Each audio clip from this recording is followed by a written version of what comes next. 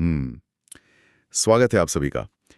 जो भी लोग हमें सुन रहे हैं उन सब का व्याकरणमाला यूट्यूब चैनल पर बहुत बहुत स्वागत है। जी बिल्कुल स्वागत है। लाइव है। बिल्कुल। और आज हमारे सामने जो स्रोत सामग्री है उसका शीर्षक है संज्ञा, नाम ही पहचान है। हम्म। पहले ही स्लाइड में इसे व्याकरण की रूपरेखा या आधारभूत संरचना कहा गया है। हाँ, एक तरह का ब्लूप्रिंट। एकदम। और इस चर्चा की शुरुआत करने से पहले मैं एक नजरिया रखना चाहता हूं। आप अगर अपने आसपास देखें तो इस ब्रह्मांड में जो कुछ भी है, चाहे वो अंतरिक्ष में तैरता कोई ग्रह हो या सड़क पर चलता हुआ कोई इंसान, हम्म।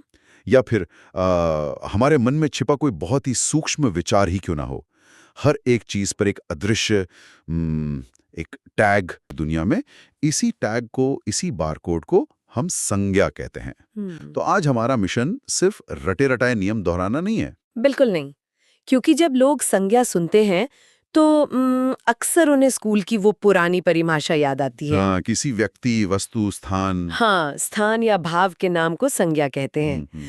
तकनीकी रूप से ये सही है, पर बिल्कुल। पर ये सिर्फ एक हिस्सा है। तो पूरा हिस्सा क्या है? पूरा हिस्सा है इंसानी मनोविज्ञान। मतलब अगर हमारे पास चीजों को नाम देने की क्षमता न होती तो हमारा दिमाग इस दुनिया के शोर को, इस केओस को कभी प्रोसेस ही नहीं कर पाता। अरे वाह। हाँ, संज्ञा असल में वो फिल्टर है जिससे हम रियलिटी को समझते हैं और उसे वर्गीकृत करते हैं। अच्छा, तो ये सिर्फ नाम नहीं है, ये रियलिटी को डिकोड करने का तरीका है। बिल्कुल। और यहीं पर मुझे स्लाइड 2 की एक बात थोड़ी उलझा रही है। जी। सामग्री में लिखा है कि नामकरण का एक नियम होता है। जी। हर चीज का नाम है, रमेश, पुस्तक, कोलकाता, ईमानदारी। पर वहां एक तकनीकी अंतर भी बताया गया है कि सार्थक वर्ण समूह केवल एक शब्द होता है, लेकिन जब वही शब्द व्याकरण के नियमों में बंधकर किसी वाक्य में प्रयोग होता है तो वो पद बन जाता है। मतलब क्या, डिक्शनरी में रखा पुस्तक सिर्फ शब्द है और वाक्य में आते ही पद। जी, जैसे मैंने पुस्तक पढ़ी तो अब वो आजाद नहीं है, उसे एक जॉब मिल गई है, एक रोल मिल गया है वाक्य में। बिल्कुल। अब वो वाक्य में कर्म यानी ऑब्जेक्ट का काम कर रही है। ये कुछ ऐसा है जैसे जैसे ईंट जब तक मैदान में पड़ी है वो सिर्फ ईंट है, यानी शब्द है। हाँ, और जब उसे दीवार में लगा दिया तो वो दीवार का हिस्सा बन गई, यानी पद बन गई। एकदम सही। दीवार में उसकी एक जगह फिक्स हो गई है। स्लाइड 3 में चीजों को बुनियादी स्तर पर बांटा गया है। जी, प्राणीवाचक और अप्राणीवाचक में। हाँ, लिविंग और नॉन लिविंग। लड़का, गाय, चिड़िया ये प्राणीवाचक हैं, और पुस्तक, मेज, मकान अप्राणीवाचक हैं। और इसके साथ ही एक और फिल्टर है, गणनीय और अगणनीय, यानी काउंटेबल और अनकाउंटेबल। हाँ, हम लड़कों को गिन सकते हैं पर हवा या पानी को नहीं। बिल्कुल। लेकिन यहाँ एक सवाल है स्वतंत्र भाववाचक संज्ञाओं के बारे में। जी पूछिए। जैसे प्रेम, सुख, क्रोध, क्या ये ऐसी अगणनीय चीजें जिन्हें हम तौल नहीं सकते, बस महसूस कर सकते हैं? बिल्कुल क्योंकि हम ये तो नहीं कहते ना कि आज मुझे 2 किलो क्रोध आ रहा है। नहीं, बिल्कुल नहीं कह सकते। और यही तो भाषा की जटिलता है। मतलब जो चीजें भौतिक रूप से हैं, पानी, लकड़ी, उन्हें नापना संभव है, पर भाववाचक संज्ञाएं पूरी तरह से अमूर्त हैं, एब्स्ट्रैक्ट हैं। हाँ, वे सिर्फ हमारी चेतना में हैं। हाँ, हमारे दिमाग ने सिर्फ उन चीजों के बारकोड नहीं बनाए हैं जिन्हें हम छू सकते हैं, बल्कि उन अदृश्य भावनाओं के भी बनाए हैं। अगर सुख के लिए संज्ञा न होती तो हम अपनी भावनाएं शेयर ही नहीं कर पाते। ये तो बहुत गहरी बात है, अमूर्त चीजों को मूर्त नाम देने की कोशिश। अच्छा, अब थोड़ा आगे बढ़ते हैं, स्लाइड 4 और 5 पर। जी, संज्ञा के मुख्य भेदों पर। हाँ, 3 मुख्य भेद, व्यक्तिवाचक, जातिवाचक और भाववाचक। और मुझे सामग्री की वो एनालॉजी बहुत पसंद आई, स्पॉटलाइट और छाते वाली। हाँ, व्यक्तिवाचक संज्ञा एक स्पॉटलाइट की तरह है। बिल्कुल। जैसे राम, भारत, गंगा, जब हम ये बोलते हैं तो दिमाग की स्पॉटलाइट सीधा एक स्पेसिफिक व्यक्ति या जगह पर पड़ती है, कोई भ्रम नहीं है। और दूसरी तरफ जातिवाचक संज्ञा एक छाते की तरह है, अम्ब्रेला की तरह। हाँ, जब आप कहते हैं लड़का, देश या नदी, तो उस एक छाते के नीचे पूरा का पूरा वर्ग आ जाता है। दुनिया की सारी नदियां उस एक शब्द में समा जाती हैं। स्लाइड 6 की बात करते हैं। जी, जातिवाचक के विस्तार और वो अदृश्य दुनिया। जी, द्रव्यवाचक और समूहवाचक संज्ञाएं। हाँ, जातिवाचक के अंदर ही 2 छोटे छाते हैं। द्रव्यवाचक तो समझ आता है, सोना, गेहूं, घी, जिसे नापा या तौला जाए। पर ये समूहवाचक बड़ा दिलचस्प है, जैसे परिवार, पुलिस, पुस्तकालय। हाँ, कलेक्टिव नाउन। इसमें शब्द तो एक है, पर वो एक व्यक्ति नहीं बल्कि पूरे दल का बोध कराता है। क्योंकि कई बार हमें एक सिस्टम को एक सिंगल यूनिट मानना पड़ता है। पुलिस आ रही है, हम किसी एक कांस्टेबल की बात नहीं कर रहे हैं, हम एक पूरी अथॉरिटी की बात कर रहे हैं। सही बात है। अच्छा, स्लाइड 7 पर आते हैं भाववाचक संज्ञाएं। ये हिस्सा मुझे थोड़ा कंफ्यूज कर गया। वो क्यों? इसमें अवस्था जैसे बुढ़ापा, गुण जैसे मिठास और दशा जैसे क्रोध तो ठीक है, पर इसमें एक बात है क्रियार्थक संज्ञा की। Verbal noun. हाँ, और उदाहरण दिया है टहलना स्वास्थ्य के लिए लाभदायक है। जी। अब रुक, 4 में स्लाइड 8 पर कुछ नियम भंजक या रूल ब्रेकर्स की बात है। जी, जब संज्ञा अपना रूप बदलती है। ये बहुत चौंकाने वाला है।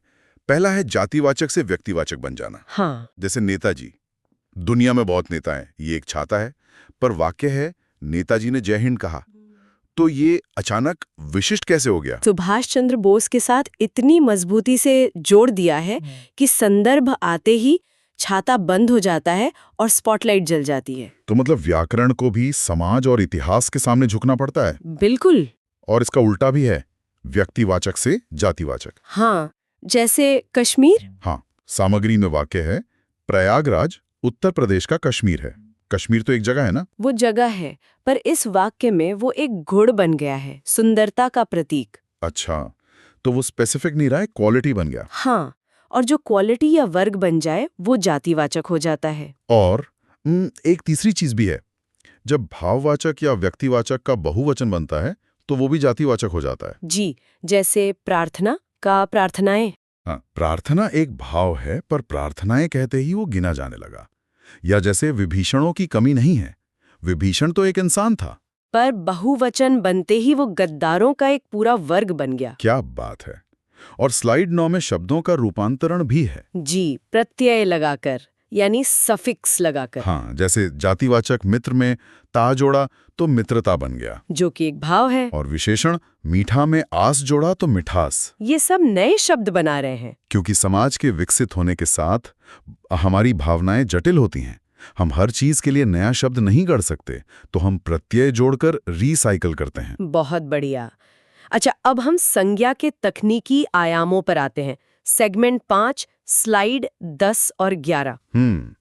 लिंग और वचन की बात। हाँ, पुल्लिंग स्त्रीलिंग जैसे शेर, शेरनी, और एक वचन बहुवचन जैसे बच्चा, बच्चे।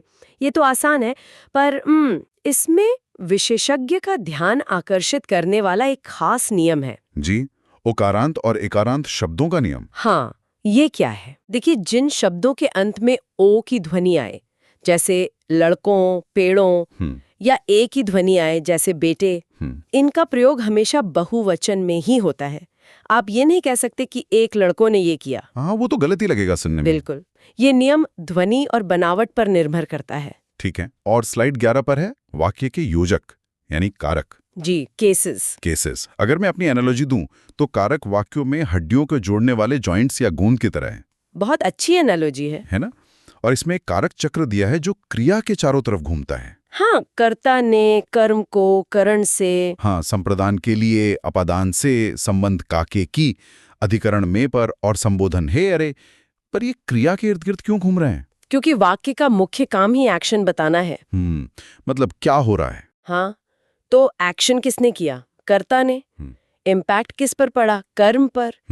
किस टूल से किया? करण से। ये सब क्रिया से ही तो जुड़े हैं। तो चलिए इसी गोंद का टेस्ट करते हैं। सेगमेंट 6, पद परिचय। ये तो वाक्य का एक्सरे है। जी, स्लाइड 12 पर वाक्य है राम ने रावण को बाण से मारा। तो अब इस एक्सरे को डिकोड करते हैं। सबसे पहले राम। तो राम एक संज्ञा है, व्यक्तिवाचक है, पुल्लिंग है, एक वचन है। और चूंकि उसने मारने का एक्शन किया है तो वो कर्ता कारक है। और रावण? रावण भी संज्ञा है, व्यक्तिवाचक, पुल्लिंग, एक वचन, पर उस पर एक्शन का इम्पैक्ट पड़ा है तो वो कर्म कारक हो गया। बिल्कुल सही। और बाण एक वस्तु है तो संज्ञा, पर कोई स्पेसिफिक जादुई तीर नहीं है तो ये जातिवाचक है। पुल्लिंग, एक वचन। और ये वो टूल है जिससे मारा गया तो ये करण कारक है। एकदम परफेक्ट एक्सरे किया आपने। तो मतलब संज्ञा का पद परिचय देते समय हमें शब्द का लिंग, वचन और कारक सब बताना होता है। जी, तभी तो वो शब्द से पद बनता है। क्या बात है। और अब हम निष्कर्ष पर हैं, स्लाइड 13। जी, पूरी चर्चा का सारांश। हमने देखा कि व्यक्ति, जाति, भाव क्या हैं। अपवाद का गणित देखा, कैसे बहुवचन बनते ही भाववाचक, जातिवाचक हो जाते हैं, और कारक चक्र समझा। और मुख्य टेकअवे यही है कि संज्ञा केवल एक नाम नहीं, ये भाषा की आधारशिला है। आधारशिला, बिल्कुल। तो जो लोग हमें सुन रहे हैं उन्हें समझ आ गया होगा कि हमने कैसे साधारण नामों से शुरू करके वाक्यों के एक्सरे तक का सफर तय किया। जी,